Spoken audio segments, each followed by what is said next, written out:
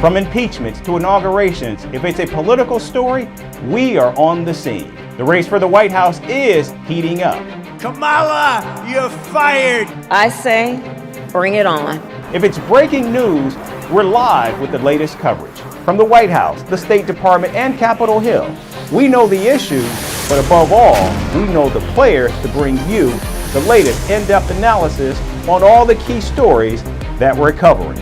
I'm Eric Ham. Join me from Washington here on Firstpost America.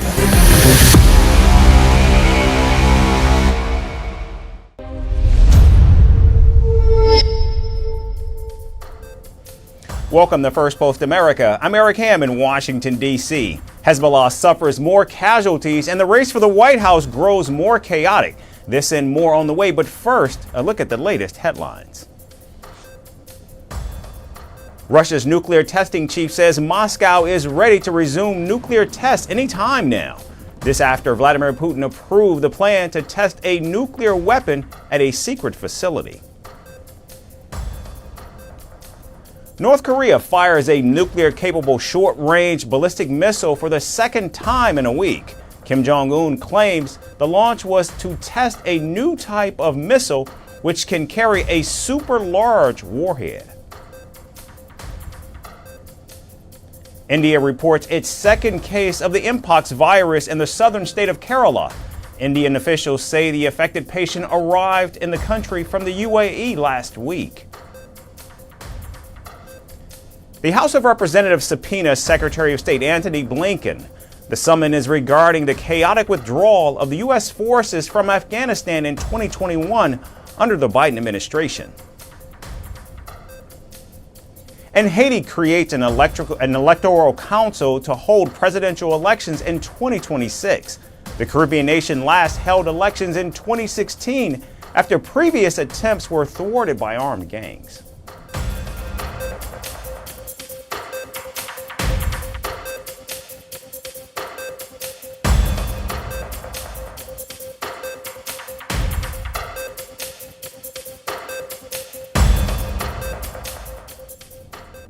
We begin in the Middle East. Walkie-talkies and solar equipment exploded in the strongholds of Hezbollah in Lebanon on Wednesday, killing at least 25 people and wounding almost 600. The second wave of attacks came just a day after simultaneous explosions of pagers used by Hezbollah killed 12 people and injured nearly 3,000 in both Lebanon and Syria. The Iran-backed group blamed Israel's intelligence agency Mossad for the attacks and vowed to take revenge. This aggression certainly has its own punishment and retribution. This punishment is surely coming by the will of God Almighty. We will not speak much for now. For tomorrow the leader of the resistance will address us, where everything will become clear and we will be facing a new phase and a new confrontation with this enemy. So they will know that we are a people who cannot be defeated. On Thursday, Hezbollah fired 2 missiles at northern Israel, injuring at least 5 Israeli soldiers. In response, the Israeli Air Force said it attacked Hezbollah's military buildings and a weapons depot in 7 areas of Lebanon. Israel has not directly claimed responsibility for the 2 waves of blast. However, Israeli Defense Minister Yoav Gallant explicitly complimented the intelligence agency Mossad and said the country was at the start of a new phase of war. I believe that we are at the start of a new phase in the war, and we must adapt. This is true for everyone, certainly for those who are in the air or controlling what happens in the air, because the position here is stronger. It's not Hamas. This is something else, and we need to prepare for this accordingly and take it into account. We must remain consistent over time. This war requires great courage, determination, and perseverance. I think that when you look at the current picture, the IDF has made excellent achievements, together with the Shin Bet Security Service and the Mossad, with all their units and organizations, and the results are very impressive. Now, the United States has denied its involvement in the latest explosions targeting Hezbollah, and the White House says that Israel did not brief Washington about the operation. House response to the exploding walkie-talkies in Lebanon today. I know Karine addressed the pagers yesterday, but what's the latest U.S. assessment, and does the U.S. consider this a justifiable escalation?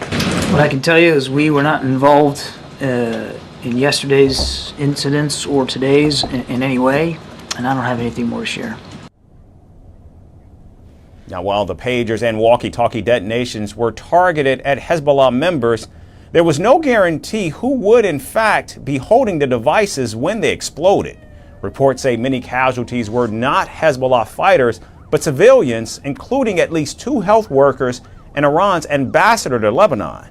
Moreover, rumors suggested the walkie-talkies that exploded on Wednesday were made by a Japanese company. However, the firm clarified that it had stopped producing the model used in the latest blast around 10 years ago.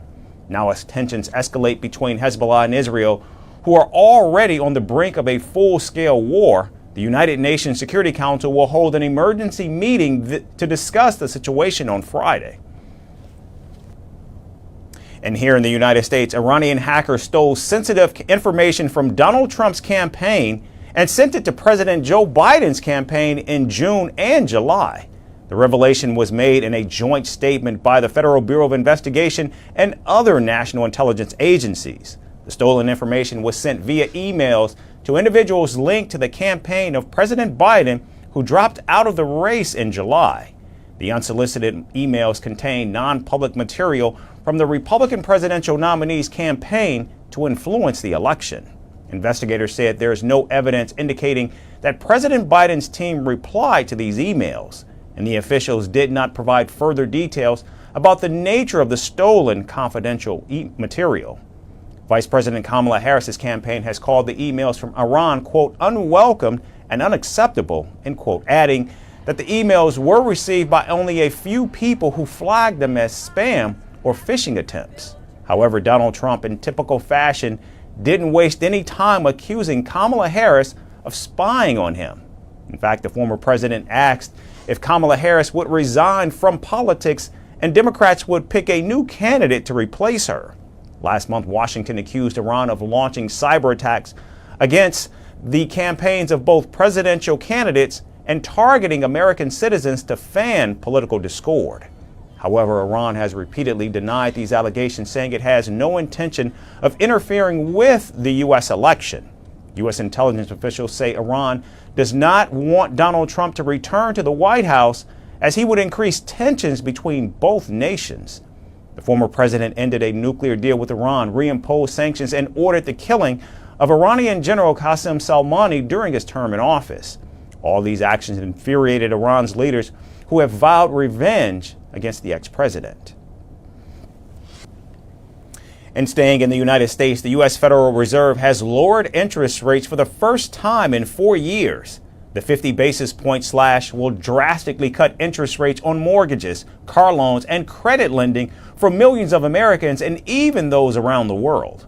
The last time the Fed cut interest rates by 0.5% was in 2007, which led to a massive lending for low-income home buyers, eventually causing the greatest financial crisis since the Great Depression in 2008. Are we staring at another global recession? And is history repeating itself? Here's more on the latest cuts by the Fed. Today, the Federal Open Market Committee decided to reduce the degree of policy restraint by lowering our policy interest rate by 0.5 percentage point.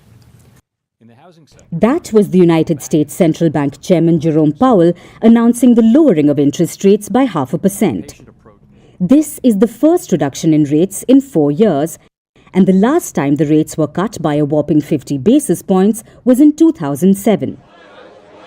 It allowed consumers to borrow more from banks. Low-income house buyers were given large loans at lower rates. However, it all came crashing down in 2008 when financial services company Lehman Brothers filed for bankruptcy, bursting the housing bubble. What followed next was a global recession, the biggest since the Great Depression of 1929. Similar to 2007, the Fed has cut rates by 50 basis points again. What does it mean this time? Americans will be the most directly affected. borrowing is likely to increase due to the lower interest rates. Lower interest rates also mean that savings accounts become less attractive. Lower rates is good news for home buyers as they will get loans at lower costs. Car loans will also become cheaper. Credit card debt, which is one of the most expensive loans to own, will also get cheaper, allowing faster repayment of the debt.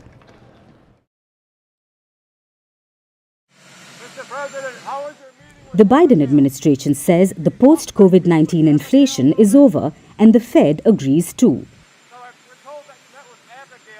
The larger-than-expected rate cut could trigger a stock market boom and reduce interest rates on loans and credit cards. All of this benefits the Democrats and Kamala Harris, given the U.S. economy remains a top concern for American voters. There are increasing fears that the U.S. is heading into a recession. Layoffs in American firms have also been growing. With the rate cuts, the Fed is hoping for greater economic activity in an attempt to revive the economy. If the Fed can avert a recession, the economic benefits of the rate cuts would be global. However, Donald Trump feels that this is a last-minute move to save the American economy. I guess it shows the economy is very bad to cut it by that much. Assuming they're not just playing politics, the economy would be very bad, or they're playing politics, one or the other. But it was a big cut.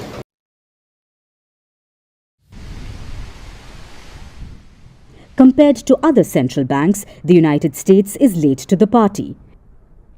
Europe, the United Kingdom, New Zealand and Canada have already cut rates. The 0.5 percentage cut certainly is a massive surprise. The cut will also weaken the dollar and give a boom to European and Asian stock markets. Foreign investors will benefit along with foreigners who own stocks in US firms. Lower interest rates decrease borrowing costs, which will drive a demand in the global oil market, and the lower interest rates will drive the prices of gold even higher. So, apart from Americans, the Fed rate cut will have a major impact on other countries as well.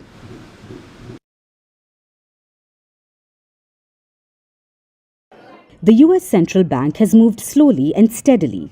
It took 11 meetings to go from 0% to 5.5% after the COVID-19 pandemic to now. And the journey to go back down has begun. Economic experts are predicting that the rates will be cut furthermore over a period of months all the way till the end of 2025. With the US election slightly more than 40 days away, the cut could likely help the Democrats to return to power in 2025. But the US Federal Reserve will have to play its cards right to prevent another global economic crisis like the one in 2008.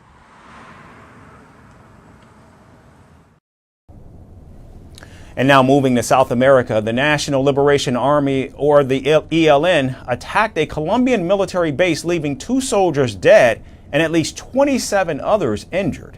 The attack took place in Puerto Jordan, a small town in eastern Colombia, where ELN fighters launched rockets from a cargo truck parked near the base. The rebel group's strike on the military base comes just weeks after a ceasefire between the Colombian government and the ELN expired at the end of August. The breakdown of the truce has seen a surge in violence, with the Colombian government considering canceling peace talks altogether. President Gustavo Petro, who initiated the negotiations, hinted that the latest attack could spell the end of the process.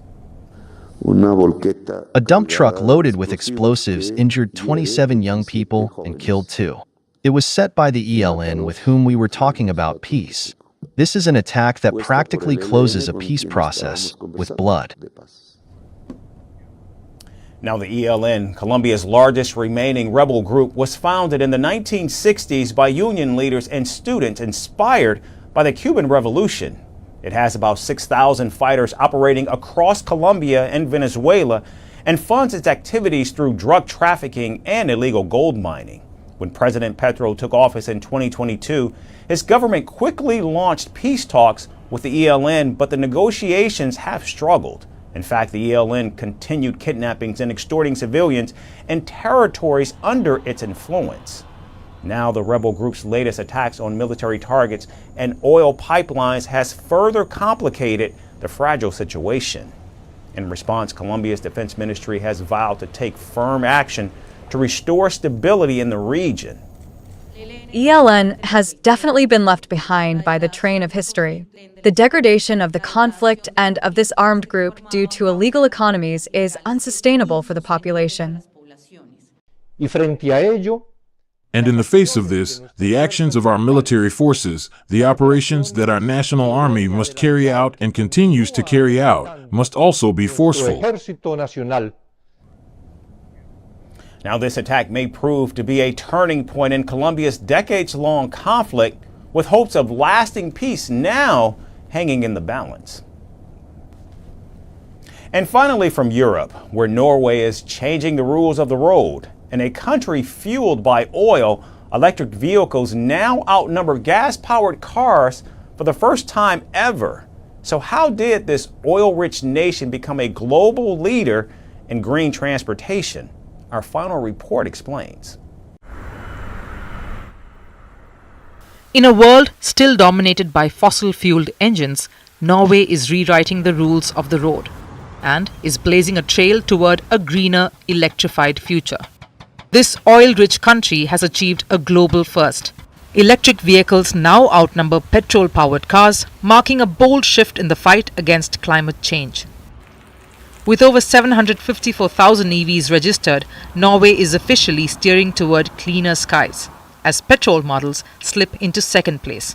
While diesel cars still hold the largest share, their reign is fading fast. But Norway's transformation didn't happen by chance. It's a story of smart policies, bold climate ambitions, and a government willing to bet on a cleaner tomorrow. Tax breaks, lower tolls, free parking, and access to bus lanes have fueled a rapid rise in EV sales, making them more appealing to drivers across the country. However, also behind this shift lies an ambitious climate agenda. Norway, powered mostly by hydropower, has pledged to slash greenhouse gas emissions by 55% by 2030. And electric vehicles are at the heart of this plan. By August 2023, EVs made up an astounding 94% of new car registrations, numbers that seem almost futuristic compared to the rest of Europe. And the contrast is stark too. While Norway zooms ahead, the rest of Europe lags in the EV race. In 2023, electric cars accounted for just 14.6% of new vehicle sales across the continent.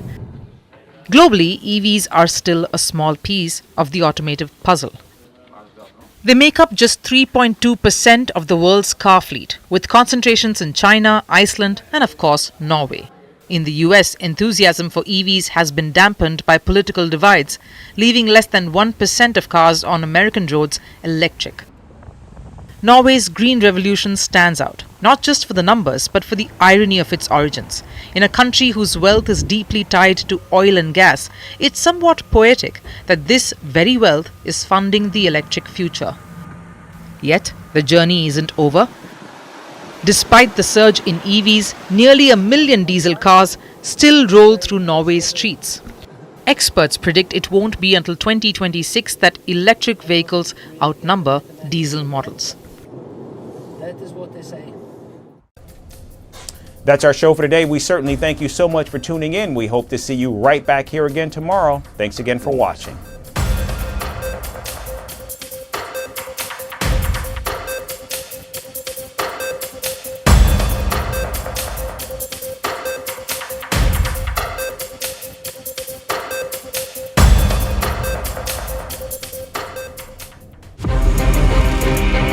From impeachments to inaugurations, if it's a political story, we are on the scene. The race for the White House is heating up.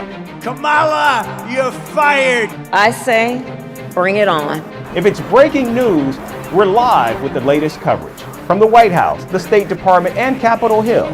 We know the issues, but above all, we know the players to bring you the latest in-depth analysis on all the key stories that we're covering. I'm Eric Ham. Join me from Washington here on Firstpost America.